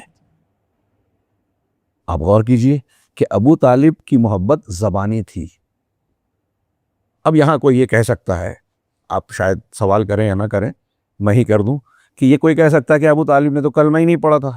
اب آج ایک مسلمان کلمہ پڑھتا ہے لیکن تعلیمات نہیں مانتا، تو میں نے کہا اس کا جواب یہ دوں گا کہ اس کے الگ الگ درجات ہوں گے، کہ جو رسول اللہ صلی اللہ علیہ وسلم کی تعلیمات پر عمل نہیں کرتا، اپنے اختلافات کا حل اللہ کے رسول صلی اللہ علیہ وسلم کی حدیثوں سے، سنتوں سے نہیں کرتا، اپنے معاملات میں یا رسول اللہ صلی اللہ علیہ وسلم کی تعلیمات کے سامنے تسلیم و رضا کو اختیار نہیں کرتا، تو درجات الگ الگ ہو سکتے ہیں، لیکن یہ طے ہے کہ وہ کامل ایمان والا سچا بندہ نہیں ہے، حقیقت میں اللہ کے نبی صلی اللہ علیہ وسلم سے محبت کرنے والا نہیں ہے۔ تو مختصر میں حاصل کلام یہ ہے کہ نبی کریم صلی اللہ علیہ وسلم سے محبت صرف قول کا یا زبانی دعویٰ کے طور پر کافی نہیں ہے، بلکہ دل سے عقیدت و احترام کے ساتھ آپ سے محبت ہونا چاہیے، آپ کے اقوال احادیث کا احترام، آپ کا احترام۔ دیکھیں صحابہ کرام نبی کریم صلی اللہ علیہ وسلم حدیث پیش کرتے تھے نا، آج ہم سوچتے ہیں تو حیرت ہوتی ہے،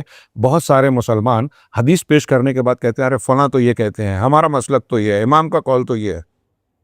صحابہ کرام کی ایک نہیں 20 مثالیں ملے گی آپ کو، صحیح روایت ہے کہ اگر رسول اللہ صلی اللہ علیہ وسلم کی حدیث کے سامنے کسی نے کسی کا قول پیش کیا تو صحابہ کرام نے برداشت نہیں کیا، حضرت ابن عباس کا مشہور قول ہے کہ جب آپ نے حج تمتع کے تعلق سے بیان کیا کہ رسول اللہ صلی اللہ علیہ وسلم اس کی اجازت دی یا سنت سے ثابت ہے، تو ان کے شاگرد عروہ نے کہہ دیا کہ اس ابو بکر اور عمر تو اس سے منع کرتے تھے، حضرت عمر منع کرتے تھے، اس کی ایک حکمت تھی حالات اور انتظامات کی روشنی میں۔ اللہ حضرت ابن عباس غصے سے سرخ ہو گئے اور عروہ کو خطاب کرے گا یا عریہ، عروہ کو غصے سے عریہ کہا اور کہا یوشک ان تنزل علیکم حجارۃ من السماء، قریب ہے کہ آسمان سے تم پر پتھروں کی بارش ہو۔ اقول قال رسول اللہ صلی اللہ علیہ وسلم وتقولون قال ابو بکر و عمر، میں کہہ رہا ہوں کہ اللہ کے رسول صلی اللہ علیہ وسلم نے کہا اور تم کہتے ہو ابو بکر اور عمر نے کہا۔ آپ غور کیجئے ابو بکر اور عمر کون ہیں؟ میرے بعد میرے خلفائے راشدین کی پیروی کرنا، خود اللہ کے نبی ایک صحابی رسول کہہ رہے ہیں کہ نبی کی بات کو ہوتے ہوئے اگر اس کے معارضے میں کوئی شخص ابو بکر اور عمر فاروق رضی اللہ عنہما کے قول کو بھی پیش کرے تو وہ اللہ کے عذاب کو دعوت دیتا ہے۔ اللہ اکبر۔ اور یہ بات حضرت ابن عباس اپنی طرف سے نہیں کہہ رہے ہیں بلکہ یہ قرآن میں ہے نا، ہاں، قل ان کان آباؤکم و ابناؤکم و اخوانکم، ہم اس آیت کو بعد میں ذکر کر لیں گے، کوئی اگر سوال یا مناسبت رہی تو اس میں کہا کہ اگر کوئی چیز اللہ کے اور اس کے رسول سے زیادہ محبوب ہو تو اللہ کے عذاب کا انتظار کرنا چاہیے۔ اب آپ اللہ کے رسول اللہ سے محبوب کے قول کے سامنے اگر کسی کا قول پیش کرو، اب یہاں تو معارضے کی بات ہے، بعض اقوال ایسے ہیں کہ اگر اللہ کے رسول بعض روایتیں ملے گی کہ اللہ کے رسول اللہ کی بات کی موافقت میں کسی دوسرے کا قول پیش کیا تو صحابہ ناراض ہو گئے۔ مجھے یاد پڑتا ہے صحیح مسلم ہی میں ہے، حضرت عمران بن حسین نے ایک حدیث بیان کی کہ حیا خیر ہی لاتی ہے، ایمان کا حصہ ہے، الحیاء لا یاتی الا بخیر، اس طرح کے الفاظ ہیں۔ ہاں جی، تو کسی نے مجلس میں کہہ دیا کہ ہاں یہ حکمہ کا بھی قول ہے، اس پر عمران بن حسین ناراض ہو گئے اور غصے سے اس کو مجھے کہا کہ تم اس لائق ہو کہ تم کو کوڑا مارا جائے، سزا دی جائے۔ نبی کی بات، یہ نبی کا مقام، آپ کی محبت اور احترام کا یہ درجہ ہے کہ اللہ کے نبی صلی اللہ علیہ وسلم کی یہ بات جب آ جائے تو بندہ سر جھکا دے، اسے قبول کر لے۔ تو آپ نے جو سوال کیا، نبی کی محبت کے لیے لازم ہے کہ آپ کی خبروں کو سچا دل سے مانے، زبان سے اقرار کرے، آپ کے جو ہے اقوال اور افعال کو جو ہے اس کو آپ کے اوامر پر عمل کرے اپنی طاقت کے مطابق، نواہی سے ممنوعات سے بچے۔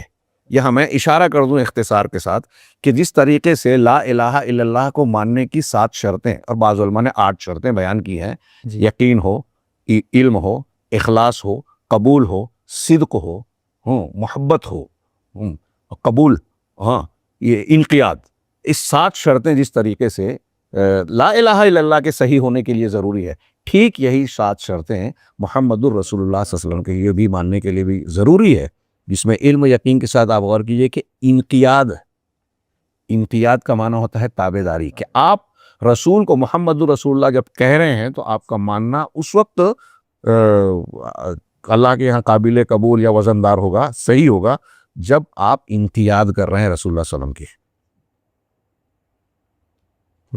اللہ عالم، یہ میں ایسا سمجھتا ہوں کہ ان سوالوں کے جواب میں جتنا کہا جائے کم ہے، لیکن میں سمجھتا ہوں جتنا میں نے بیان کیا اس میں مقصود حاصل ہو جاتا ہے۔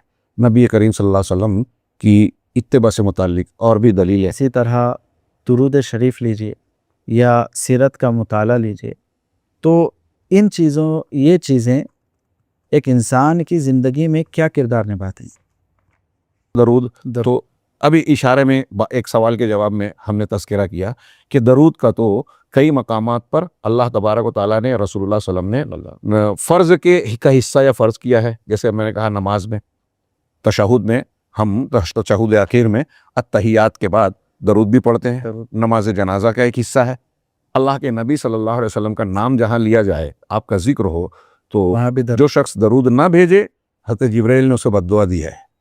منبر پر چڑھتے ہوئے جو 3 مرتبہ آمین کہا رسول اللہ صلی اللہ علیہ وسلم نے، وہ حدیث آپ جانتے ہیں، رمضان مل جائے اور جو مغفرت نہ کروائے، والدین مل جائے اور جنت نہ واجب کرا لے، اسی کو کہا کہ رسول اللہ صلی اللہ علیہ وسلم کا نام آئے اور کوئی درود نہ بھیجے تو اس پر اللہ کی لعنت، اللہ کی رحمت سے دور ہو، تو اللہ کے رسول نے کہا آمین۔ تو درود بھیجنا اللہ کے رسول صلی اللہ علیہ وسلم کے حقوق میں سے ایک حق ہے۔ شریعت میں کچھ مقامات پر درود بھیجنا، آپ پر درود السلام بھیجنا فرض ہے، کئی مقامات پر مسنون اور فضیلت کا کام ہے۔ نبی کریم صلی اللہ علیہ وسلم نے اس پر ابھارا ہے، ترغیب دی ہے، خاص طور سے آپ نے فرمایا جمعہ کے دن مجھ پر زیادہ سے زیادہ درود بھیجا جائے، اور اس کی بڑی فضیلت بیان کی گئی ہے کہ جو درود صرف پڑھتا رہے گا تو اللہ تعالیٰ اس کے ضروریات کو پورا کرے گا۔ اس کی فضیلت میں مختلف اذکار ہیں، لیکن اس سلسلے میں بھی میں نے دیکھا کہ ہمارے یہاں ایسے مقامات پر درود پڑھنے کا اہتمام کیا جاتا ہے جہاں شرعی طور پر عبادات میں اس کا ذکر نہیں ہے، میت کی تدفین اور اس کے بعد کچھ قدم چل کے اور پتہ نہیں کیا کیا اس طرح کی محفلیں اجتماعی طور سے کچھ درود بھیجے جاتے ہیں۔ کچھ ایسے درود بنائے گئے جن کو الگ الگ فضیلت بنائے کہ فلاں سلسلے کی یہ چشتیہ، قادریہ، نقشبندیہ، سہروردیہ اور فلاں فلاں جو ہے اس میں سے الگ الگ لوگوں کے سلسلے کے اختیار کیے ہوئے کہ فلاں شیخ کو خواب میں یا ان کے کشف میں یہ درود آیا تھا اور یہ اس کی اتنی فضیلت ہے۔ تو ان سارے چیزوں کے تناظر میں عرض کروں گا کہ سب سے بہترین درود کے کئی صیغے ہو سکتے ہیں، جب تک کہ شریعت کے خلاف ہو، صحابہ کرام سے کئی صیغے، سب سے بہترین درود ہم وہ مانیں گے جو خود اللہ کے نبی جناب محمد رسول اللہ صلی اللہ علیہ وسلم نے بتایا ہے۔ آپ سے زیادہ جامع کلام کسی کا کلام ہو ہی نہیں سکتا، لہٰذا اس پر اکتفا کرنا چاہیے۔ سیرت کا سیرت کا مطالعہ، کیا کردار ہے؟ سیرت کا مطالعہ جب ہمارے لیے اللہ کے نبی صلی اللہ علیہ وسلم کو اللہ نے اسوہ قرار دیا، جب آپ کی اطاعت کو فرض قرار دیا، جب حکم دیا کہ آپ کی اطاعت کرو، جب کہا کہ ما آتاکم الرسول فخذوہ وما نہاکم عنہ فانتہوا، جو رسول دے لے لو، جس سے منع کیا رک جاؤ۔ ان سارے احکامات پر ہم عمل اسی وقت کر سکتے ہیں جب سیرت پڑھیں گے، جب ہمیں پتہ ہی نہیں چلے گا کہ رسول اللہ صلی اللہ علیہ وسلم کے معاملات کیا تھے، آپ اللہ کے ساتھ معاملات کیا تھے، بیویوں کے ساتھ، دوست و احباب یا اپنے رعایا یا قوم کے ساتھ آپ کے معاملات کیا تھے، اور مختلف زندگی کے معاملات میں نماز پڑھنے کے کیا طریقہ تھا آپ کا، روزہ کس طرح رکھتے تھے، حج کی کیا تفصیلات ہیں، آپ کی سنتیں کیا ہے، جب ہم یہ جانیں گے ہی نہیں تو اس پر عمل کیسے کر پائیں گے؟ بالکل صحیح۔ اور یہ کیسے جانیں گے؟ جب آپ کی حدیثیں اور آپ کی سیرت پڑھیں گے۔ اور نبی کریم صلی اللہ علیہ وسلم کی سیرت انسان کی روحانی غذا ہے۔ میں اگر موقع ہو تو ایک واقعے کی طرف اشارہ کروں۔ مولانا ابوالکلام آزاد کے مجموعہ سیرت کے مضامین کو جو جگہ ماہر صاحب نے اکٹھا کیا ہے، اس کے ایک مقدمے میں ہی ذکر کیا کہ علامہ ابن تیمیہ رحمہ اللہ ایک دن درس دے رہے تھے، تو اس وقت کا ایک بڑا فلسفی، نام میں بہت سنا بھی شاید ہے، تو وہ حاضر ہوئے، درس ختم ہوا، لوگ چلے گئے، یہ بیٹھے رہے۔ شیخ الاسلام علامہ ابن تیمیہ سمجھ گئے کہ ان کو کوئی ضرورت ہے، پوچھا کیا کوئی کام ہے؟ کہا ہاں میں آپ سے بات کرنا چاہتا ہوں۔ اور پھر جب بات کی تو اس نے کہا کہ آپ فلاں فلاں فلسفی کا نام سنے ہیں، فلسفے کا بڑا ماہر ہے، میں اپنے وضاحت کے لیے کہہ رہا ہوں۔ تو اللہ نے کہا کہ ہاں نام تو سنا ہے، کہا وہ میں ہی ہوں، میں فلسفہ جانتا ہوں، گتھیاں سلجھاتا ہوں، لیکن مجھے بہت بے چینی رہتی ہے، رات رات بھر نیند نہیں آتی، ایک سوال کا جواب سوچتا ہوں، اس کا جواب حل ہو جاتا ہے، پھر دوسرا اس پہ اعتراض اور سوال پیدا ہوتا ہے، پھر اس میں الجھ جاتا ہوں، صبح ہو جاتی ہے، اور پھر میں ایک بے چینی کا، بے قراری کا شکار رہتا ہوں۔ تو آپ اس کا کوئی حل بتائیے۔ نبی حضرت شیخ الاسلام علامہ ابن تیمیہ نے انہیں غور سے دیکھا اور کہا کہ تم رسول اللہ صلی اللہ علیہ وسلم کی سیرت پڑھا کرو۔ یہ ایک پہلو میں نے بیان کیا کہ دل کو سکون و قرار کیوں؟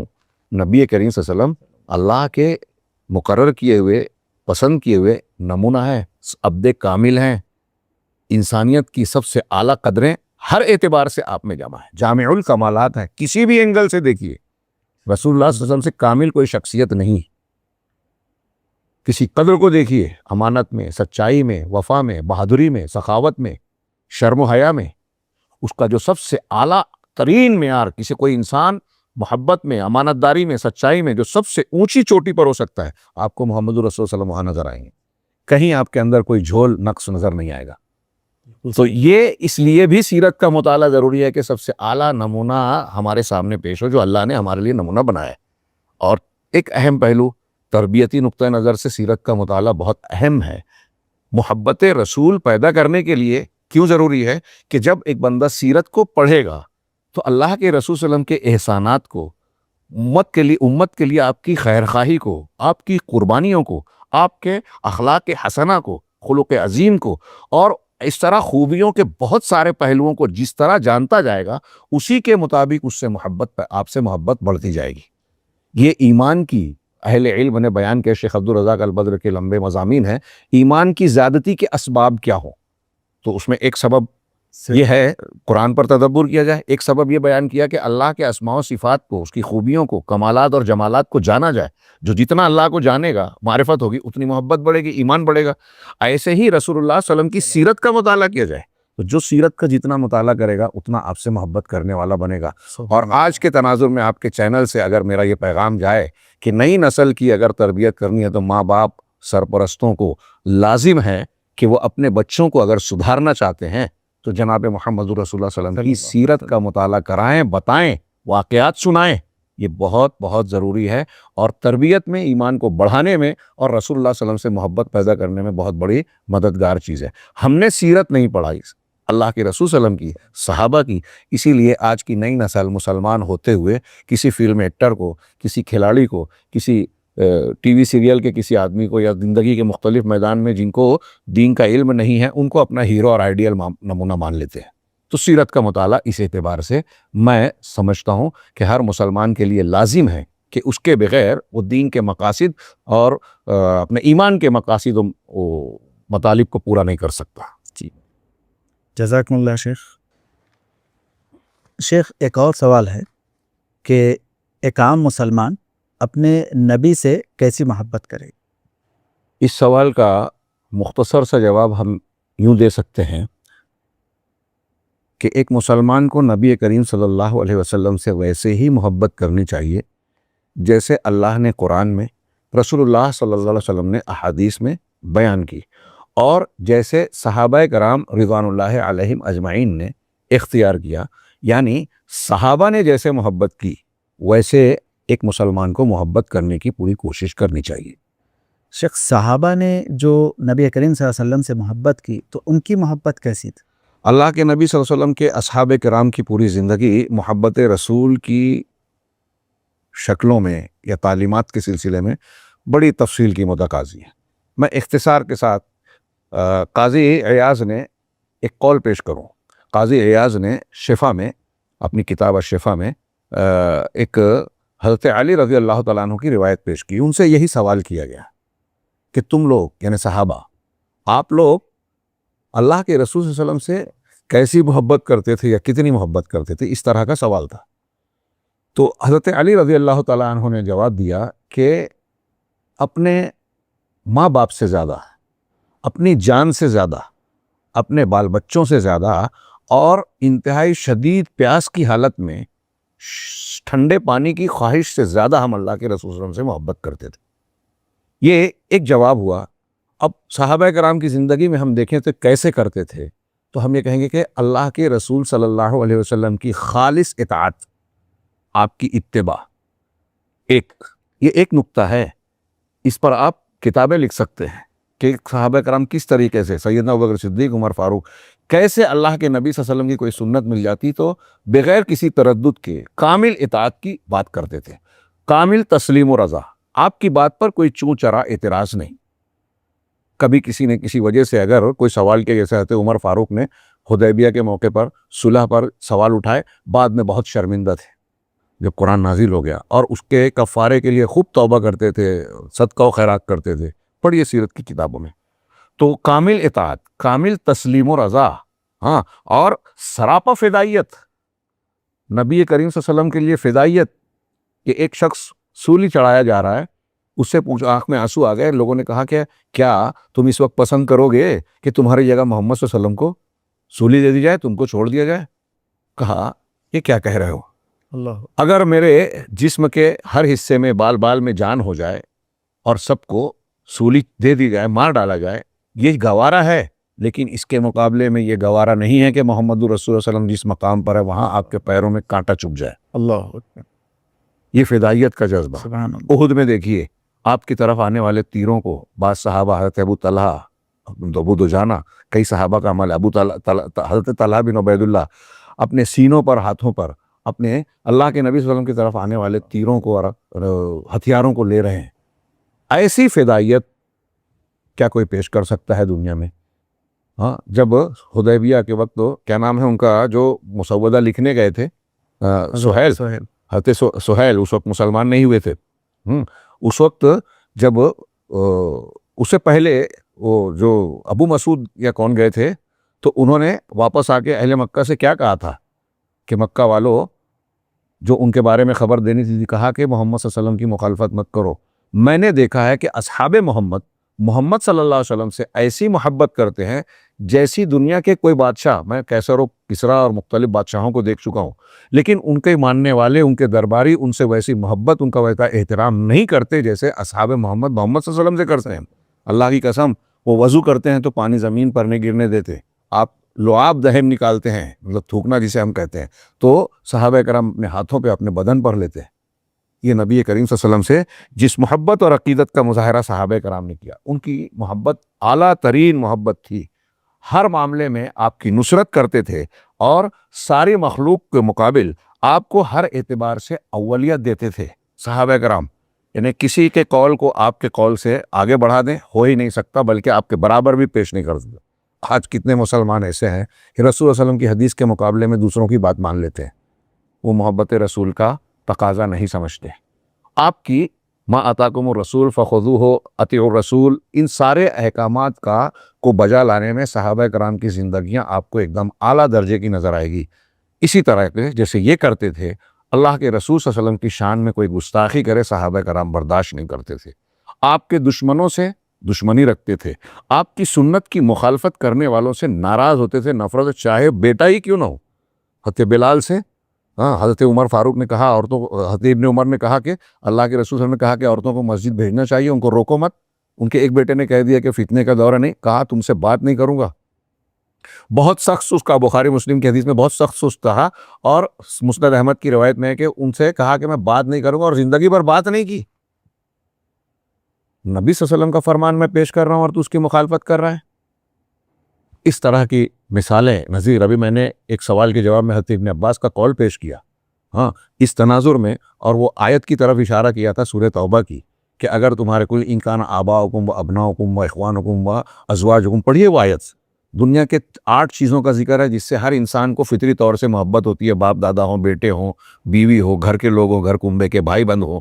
اموال اقترفتموها، وہ مال جو تم نے کمایا ہے، وہ تجارت، دھندا، کاروبار جس کے کساد کا، مندی کا تمہیں ڈر ہوتا ہے، وہ گھر جس کو تم پسند کرتے ہو، وہ مساکن ترضونھا، اگر یہ چیزیں احب الیکم، زیادہ محبوب ہو تمہارے نزدیک، من اللہ و رسولہ و جہاد فی سبیلہ فتربصوا، اللہ سے، اس کے رسول سے، اور اللہ کے راستے میں وہ قربانی دینے سے۔ غور کیجئے، اللہ کے ساتھ رسول سے زیادہ اگر باپ دادا سے محبت ہے، بیوی بچوں سے محبت ہے، گھر بار سے، دھندے تجارت سے محبت ہے، تو اللہ کہہ رہا ہے کہ اگر یہ زیادہ محبوب ہے، احب الیکم من اللہ و رسولہ و جہاد فی سبیلہ فتربصوا، تو انتظار کرو، حتی یاتی اللہ بامرہ، یہاں تک کہ اللہ اپنے حکم کو، یعنی عذاب کو لے آئے۔ یہ صحابہ کرام اس کو اچھی طرح سے اپنے رگ و ریشے میں پیوست رکھتے تھے، لہٰذا آپ دیکھیں گے کہ وہ اپنے ماں باپ سے، اپنی جان سے زیادہ اللہ کے رسول صلی اللہ علیہ وسلم کو چاہتے تھے، اور اس محبت کا ثبوت ان کی زندگیوں میں یوں ملتا ہے کہ آپ کی سنتوں کو دیگر تمام چیزوں کے مقابلے میں ترجیح دیتے تھے، آپ کے قول کو سب سے اعلیٰ، سب سے سچا مانتے تھے، آپ کی خبروں کی تصدیق کرتے تھے۔ تو صحابہ کرام نے جس طریقے سے اطاعت، اتباع، رسول اللہ صلی اللہ علیہ وسلم کا ادب و احترام کیا، آپ کے لیے فدائیت کا جذبہ رکھتے تھے، آپ کے دین کے لیے سب کچھ کرنے کی، قربانیاں دینے کی ان کے اندر ایک کیا کہیں گے، امنگ تھی، وہ محبت رسول کا تقاضا ہے، اور اس طریقے سے محبت کرنی چاہیے، ہماری جیسی طاقت ہے اس کے مطابق۔ جزاکم اللہ شیخ۔ جیسا کہ شیخ آج کل نوجوان سیرت النبی سے دور بھاگ رہے ہیں، اور اس سلسلے میں سوال یہ ہے کہ نوجوان نسل کو سیرت النبی سے کیسے جوڑا جا سکے تاکہ ان کے دلوں میں جو ہے نبی کریم صلی اللہ علیہ وسلم سے محبت پیدا ہو جائے، تو اس سلسلے میں کچھ بتائیں گے نوجوان نسل کو؟ نوجوانوں کو سیرت النبی سے کیسے جوڑا جائے؟ جی، یہاں بھی میں پہلے جواب سے ایک چیز کو جوڑوں گا کہ اس سلسلے میں بھی خود نبی کریم صلی اللہ علیہ وسلم کا جو طریقے تربیت و تزکیہ ہے، اللہ کے نبی صلی اللہ علیہ وسلم نے صحابہ کرام کی تربیت کی نا، یتلو علیہم آیاتی ویزکیہم ویعلمہم الکتاب والحکمہ، یہ اللہ کے نبی صلی اللہ علیہ وسلم کی سنت کا نصاب ہے کسی کی اصلاح کرنے کے لیے، اس کو بہتر اور بنانے اور اچھا بنانے کے لیے، ترقی دینے کے لیے، کہ تلاوت قرآن کی جائے، تزکیہ کیا جائے۔ تزکیے میں صفائی ہے، تربیت کا مفہوم شامل ہے، ہر گندی چیز دل سے صاف ہو، اچھی چیزیں دل میں آ جائیں، عمل میں آ جائیں۔ اور کتاب اور حکمت کی تعلیم، تلاوت الگ ہے، تعلیم الگ ہے، وہ بھی شامل ہے۔ اللہ کے نبی اب اللہ کے نبی صلی اللہ علیہ وسلم نے جو تربیت کی، 23 سالہ زندگی میں صحابہ کرام کا معاشرہ وجود میں آیا نتیجے کے طور پر، جو پوری انسانی تاریخ میں بے مثال ہے۔ غیر مسلموں کو بھی 100 کے مصنف سے لے کے متعدد لوگوں کو اعتراف ہے کہ نبی کریم صلی اللہ علیہ وسلم نے انسانی تاریخ کا جو دھارا موڑا، جو انسانیت پر اور پوری دنیا کے انسانوں پر جو اثر ڈالا، دنیا میں کوئی اس کی مثال نہیں ہے۔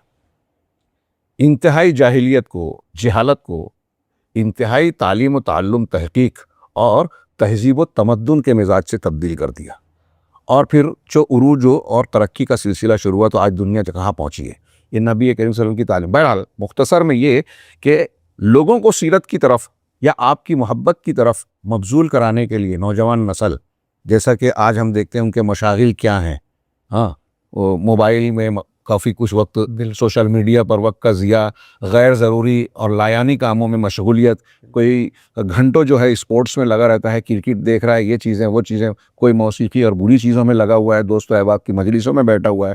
تو اس کے لیے ان چیزوں کی اصلاح کے لیے ضروری ہے، میں نے اشارہ کیا نبی صلی اللہ علیہ وسلم کی تربیت کا جو نبوی طریقہ ہے اور صحابہ نے جس کو اختیار کیا اسی کو ہم اختیار کریں۔ تربیت کیسے ہو تو میں چند نکات کوئی تفصیل کے بغیر انتہائی اختصار سے کہوں کہ تربیت کے لیے سب سے پہلے قرآن سے جوڑ کر اللہ تبارک و تعالیٰ پر ایمان اور توحید پر محنت کی جائے۔ توحید سب سے زیادہ اچھی تربیت کرتی ہے۔ اللہ کا ڈر ہوگا تو آدمی گناہ سے بچے گا، اللہ سے محبت ہوگی تو نیکی کرے گا، اللہ سے امید ہوگی تو اللہ کے دین کی طرف پلٹے گا، اللہ پر توکل ہوگا تو بہادری آئے گی۔ اس طریقے سے توحید پر محنت کی جائے، معرفت رب، توحید اور عقیدے اور ایمان پر محنت کی جائے۔ دوسرا یعنی یہ نبی صلی اللہ علیہ وسلم کا یا تمام انبیاء کی تربیت کا طریقہ ہے کہ پہلے عقیدے پر محنت کی جائے، دوسرے نمبر پر قرآن و حدیث سے جوڑا جائے، اللہ کے رسول صلی اللہ علیہ وسلم کی اطاعت، اور گھر کو تربیت کا ماحول دیا جائے، لوگوں کے سامنے ایسی چیزوں کو پیش کیا جائے، اپنی مشغولیت اختیار کی جائے جو مفید ہو۔ اگر ماں باپ خود ٹی وی سیریل دیکھ رہے ہوں، موبائل پر گندے پروگرام یا اسپورٹس کے شائقین ہوں، شوق رکھنے والے ہوں، تو آپ کیسے سوچ سکتے ہیں کہ باپ جو ہے وہ کرکٹ دیکھ رہا ہے تو بیٹا جو ہے وہ کسی بڑے عالم کا درس سنے گا، بالکل صحیح، مسجد میں جائے گا؟ ایسا نہیں ہو سکتا۔ تو گھر میں تربیت کا ماحول بنانا، نمونہ بنانا یہ ضروری ہے۔ پھر اللہ کے نبی صلی اللہ علیہ وسلم کی سیرت سے، جیسے پہلے سوال میں تھا کہ اس سے کیسے لگاؤ جائے، ایک چھوٹے بچوں کو کہانی سننے کا بڑا شوق ہوتا ہے، اور اس کے لیے لوگوں نے کتابیں لکھی۔ کیا کیا کرتے ہیں آج کل، ایک سازش اور منظم طریقے سے کارٹون بنایا جاتا ہے۔ ہمارے گھروں میں پرانا ایک طریقہ تھا، وہ آج اختیار کرنے کی ضرورت ہے کہ اللہ کے نبی صلی اللہ علیہ وسلم اور صحابہ کرام کی سیرت کے واقعات سنائے جائیں، انبیاء کے قرآنی واقعات سنائے جائیں۔ اس کا بہت ہی مثبت اور اچھا اثر پڑتا ہے۔ اسے چھوڑ کر لوگ الٹی سیدھی جھوٹی سچی کہانیاں سناتے ہیں۔ سچے واقعات اور ایسے واقعات ہمارے اسلاف کے بھی جس میں محبت رسول کے جذبات نمایاں ہوں، وہ بیان کیے جائیں۔ سیرت اسی طریقے سے نبی کریم صلی اللہ علیہ وسلم کی سیرت اور شخصیت سے متعلق جو ہے وہ جو ہے ہم کتابیں اپنے گھروں میں رکھیں، اس کو پڑھنے کی ترغیب دیں۔ اگر موبائل ہے تو موبائل پہ وہ چیزیں پڑھنے کی۔ پھر بچے کو مسجد سے جوڑا جائے، 7 سال کا ہو جائے تو نماز کے لیے لے جائیں، 10 سال کا ہو جائے تو نہ جانے پہ ماریں، خطبہ جمعہ، دروس اس میں شریک کروائیں، اور ہو سکے تو علماء سے جوڑیں۔ کون سے علماء؟ جو واقعی متقی، پرہیزگار اور قرآن و حدیث کا علم رکھنے والے ہیں، علماء سو یا بدعتی نہیں۔ یہ ان کی جو تربیت اور ماحول وہاں بنے گا، اس سے دین کی طرف شوق ہوگا۔ نبی صلی اللہ علیہ وسلم کی اور انبیاء اور اس کے بعد نبی کے بعد جن سے نیک صالح لوگوں سے محبت ہونی چاہیے، وہ محبت پیدا ہوگی، ان کے زندگیوں کو جاننے پڑھنے کا شوق ابھرے گا۔ اچھے استاذ کا ہو سکے تو انتظام کیا جائے، اچھا مدرسہ اختیار کیا جائے، اور ان ساری چیزوں کے ساتھ جو ایک انتہائی ضروری چیز ہے کہ بری صحبت سے بچایا جائے۔ بعض علماء نے لکھا کہ تربیت کے لیے انتہائی ضروری ہے کہ بچے کو بری صحبت سے بچایا جائے۔ اچھی صحبت ہو تو اصحاب کہف کا کتا بھی کرامت والی لمبی نیند 300 سال کی عمر پایا، بری صحبت ہو تو نبی کی بیوی حضرت لوط کی بیوی بھی عذاب کا شکار ہوئی قوم کے ساتھ۔ ان کی صحبت کے اثرات کے 2 حصے، 2 نمونے پیش کیے جا سکتے ہیں۔ تو یہ میں نے مختصر سی بات عرض کی کہ ہمارا تربیتی ڈھانچہ قرآن و حدیث کی روشنی میں اور صحابہ کرام کے تعامل کی روشنی میں اگر ہم اختیار کریں تو یقینی طور سے ہمارے بچوں میں جناب محمد رسول اللہ صلی اللہ علیہ وسلم سے محبت اور آپ کی سیرت کے مطالعے کا ذوق پیدا ہوگا۔ جی جزاکم اللہ شیخ۔ ایک آخری سوال ہے کہ محبت رسول صلی اللہ علیہ وسلم کے کیا فائدے ہیں؟ محبت رسول کے فائدے یہ جہاں چیز ہے کہ اللہ و قلم تیرے کہ محمد سے وفا تو نے تو تیرے ہیں۔ تو ہم تیرے ہیں۔ اللہ رب العالمین نے کہا قل ان کنتم تحبون اللہ فاتبعونی۔ میں نے شروع میں پہلے سوال کے جواب میں کہا کہ اللہ سے محبت توحید کی بنیاد ہے۔ وہ ایک اچھی خاصی لمبی چوڑی تفصیل کی متقاضی ہے، اس پر کتابیں لکھی ہیں بعض علماء نے۔ اور اللہ سے محبت، رسول سے محبت و اطاعت کے بغیر نہیں ہو سکتا۔ اور اللہ نے خود کہا کہ اگر قل ان کنتم تحبون اللہ، اگر تم اللہ سے محبت کرتے ہو فاتبعونی، تو میری اتباع کرو۔ اب اللہ کے رسول کی اتباع اللہ کے رسول کی محبت کے ساتھ ہوگی، اتباع اور محبت کو میں جوڑ کے کہہ رہا ہوں۔ تو اللہ آگے کہہ رہا ہے یحببکم اللہ ویغفر لکم ذنوبکم، اگر تم اللہ کے رسول کی اتباع کرو گے تو فائدہ کیا ملے گا؟ اللہ کی محبت۔ اللہ کی محبت۔ کون بندہ نہیں چاہے گا کہ اللہ مجھ سے محبت کرے؟ ہم اللہ اور اس کے رسول، ہم اللہ سے رسول سے محبت کرتے ہیں، دعوت ہم کرتے ہیں، کر سکتے ہیں، یہ خاص بات نہیں ہے۔ اہم بات یہ ہے کہ اللہ ہم سے محبت کرے۔ بالکل اللہ نے یہ کہا صحابہ کرام کے بارے میں کہ اللہ ان سے راضی ہو گیا، یہ کوئی چھوٹی بات نہیں ہے۔ رضا محبت کے ساتھ ہے۔ ہم اللہ کے صبح و شام کے اذکار میں کہا رضیت باللہ ربا وبالاسلام دینا ومحمد صلی اللہ علیہ وسلم نبیا، یہ تعلیم دی گئی محبت رسول کی دلیلوں میں، اس کو بھی شامل کر لیجیے۔ محمد کے نبی ہونے پر راضی ہیں، تو راضی ہونے کا مطلب کیا ہے کہ نبی کی حیثیت سے آپ نے جو بھی تعلیم دی، جو بھی باتیں بتائی، وہ سب ہمیں قبول ہے۔ اللہ کہہ رہا ہے جب اس طرح سے رضامندی اور اطاعت ہوگی تو اللہ تم سے محبت کرے گا، تو محبت کا ایک، محبت رسول کا ایک فائدہ اللہ کی محبت، اللہ کی محبت۔ مغفرت، گناہوں کی بخشش، یہ دو چیزیں مل گئی تو دنیا اور آخرت کامیاب۔ جو اللہ کا محبوب ہوگا اسے دنیا کی کوئی ذات نقصان پہنچا پائے گی؟ ابراہیم علیہ السلام کی آگ جس طرح ٹھنڈی ہو گئی تھی، ہماری خلاف جلائی گئی، آگے بھی ٹھنڈی ہو سکتی ہے۔ ہاں اللہ چاہے تو آزمائش کے طور پر تکلیفوں میں مبتلا کرے گا، لیکن رسوائی نہیں ہوگی، یہ ایک فائدہ۔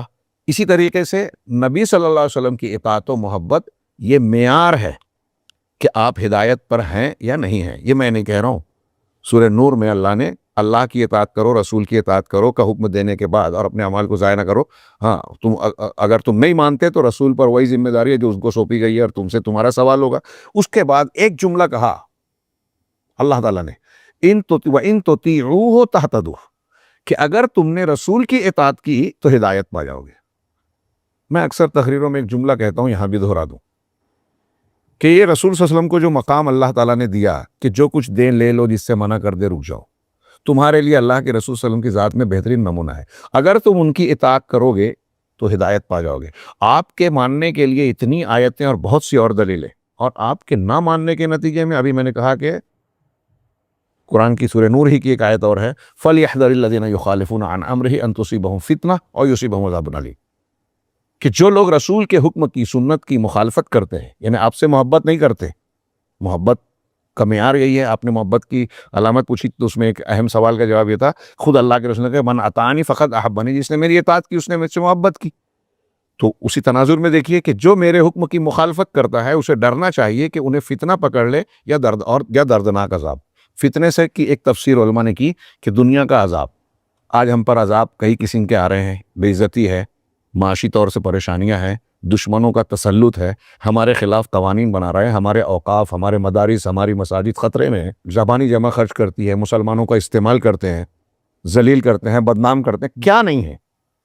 اللہ تعالیٰ کہہ رہا ہے کہ فتنہ آئے گا رسول کی مخالفت کرو گے۔ ایک حدیث کی، لمبی حدیث کا ایک ٹکڑا ہے وَجُعِلَ الذُّلُّ وَالصَّغَارُ عَلَىٰ مَنْ خَالَفَ أَمْرِي، کہ جو میرے حکم کی، میرے امر کی مخالفت کرے گا اس پر ذلت اور بے عزتی، صغار، پستی جو ہے اس پر مسلط کر دی جائے گی۔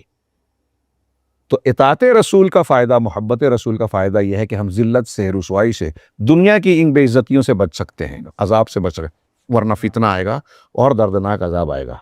یہ ایک فائدہ۔ اسی طرح اللہ کے رسول صلی اللہ علیہ وسلم کی محبت سے دنیا میں ہم کو عزت ملے گی، دنیا میں حفاظت ملے گی، جو ابھی میں نے دلیلیں پیش کی اس کی بنیاد پر بھی کہہ سکتے ہیں، اللہ کی محبت ملے گی، اور دنیاوی اعتبار سے ہماری زندگی میں اس سے اچھی تبدیلیاں آئے گی۔ کوئی بھی انسان اچھا انسان بننا چاہتا ہے، مکمل آدمی بننا چاہتا ہے، کامل مرد بننا چاہتا ہے، یا آج کی زبان میں ہم کہیں کہ پرسنالٹی ڈیولپمنٹ، ہمارے ہاں بولتے ہیں کہ اس کا کورس ہوتا ہے، گھنٹے کی فیس لگتی ہے، لاکھوں میں لوگ پڑھتے ہیں۔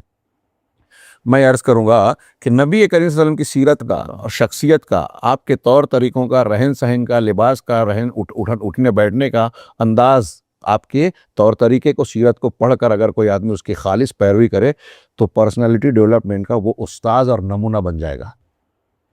زندگی سنور جائے گی اس کی. سب سے بہترین انسان جب جناب محمد رسول اللہ صلی اللہ علیہ وسلم دنیا میں ثابت ہو چکے ہیں ہر اعتبار سے، عقلاً، شرعاً، تاریخی اعتبار سے، مسلمانوں کے علاوہ غیر مسلموں نے بھی اسے قبول کیا ہے، تو ظاہر سی بات ہے کہ آپ کے طریقے کو اختیار کرنے والا شخص سب سے اچھا انسان ہوگا. تو آپ خود یا آپ کے بال بچے چاہتے ہیں کہ اچھے انسان بنے تو رسول اللہ صلی اللہ علیہ وسلم کی محبت اور رسول اللہ صلی اللہ علیہ وسلم کی محبت کے تقاضے، یعنی آپ کی اطاعت، فرما برداری، آپ کا ادب و احترام کے ساتھ آپ کے حقوق کا لحاظ، یہ اختیار کیا جائے. تو اس طریقے سے شارٹ میں، مختصر میں کہہ سکتے ہیں کہ دنیا کے سارے خیر، اللہ کا رحم، اطیعوا اللہ واطیعوا الرسول لعلکم ترحمون، تاکہ تم پر رحم کیا جائے. یعنی اللہ کی رحمت چاہیے تو اللہ کے رسول کی اطاعت ضروری ہے، عزت چاہیے تو اللہ کے رسول کی اطاعت، عذاب سے بچنا ہے تو اللہ کے رسول کی اطاعت ضروری ہے، سعادت چاہیے، سکون چاہیے، اللہ کے رسول کی محبت اور اطاعت ضروری ہے. تو میں اختصار کے ساتھ جواب سمیٹوں کہ دنیا کی ساری بھلائیاں اطاعت محبت رسول سے جڑی ہوئی ہیں، آخرت کی ساری کامیابیاں محبت رسول سے جڑی ہوئی ہیں. اور جو محبت رسول نہیں رکھتا، رسول سے بغض رکھے، رسول کی حدیثوں کی مخالفت کرے، آپ کے احکامات کی مخالفت کرے، تو دنیا میں بھی اس کے لیے ڈر اور خوف اور عذاب ہے، آخرت میں بھی دردناک عذاب ہو سکتا ہے. جزاکم اللہ احسن الجزا شیخ، آپ نے اتنا وقت دیا. اللہ رب العالمین سے دعا ہے کہ اللہ رب العالمین جو ہے آپ کے علم میں، عمل میں، زندگی میں برکت عطا فرمائے. آمین آمین. ویسے میں آپ سے اور ناظرین سے آخر میں بھی دعا کی گزارش کے ساتھ یہ عرض کروں گا کہ یہ جو سوال و جواب کیا گیا اور جو باتیں میں نے عرض کی ہیں، مجھے اس بات کا دل میں احساس ہو رہا ہے کہ یہ مختصر سے وقت کی مختصر باتیں ہیں، اور اپنے پروگراموں کی اپنی ایک نزاکتیں ہوتی ہیں، وقت کا لحاظ کرنا ہوتا ہے، ورنہ حقیقت میں یہ ہماری زندگی کا اہم ترین مسئلہ ہے. اللہ کی محبت، رسول کی محبت، اس کے بغیر ہمارا کام چل ہی نہیں سکتا، ہم کامیاب ہو ہی نہیں سکتے.